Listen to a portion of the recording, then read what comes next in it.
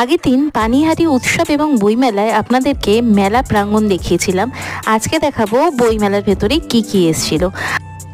আপনারা যদি আমার ভিডিওটা ইউটিউব থেকে দেখে থাকেন তাহলে অবশ্যই আমার চ্যানেলটাকে সাবস্ক্রাইব করে নেবেন, আর যদি ফেসবুক বা ইনস্টাগ্রাম থেকে দেখেন ভিডিওটা তাহলে অবশ্যই আমার প্রোফাইলটাকে ফলো করে দেবেন এরকম ভালো ভালো ভিডিও পাওয়ার জন্য। এবার চলুন দেখে নিন বইমেলাতে কি কি দেখলাম।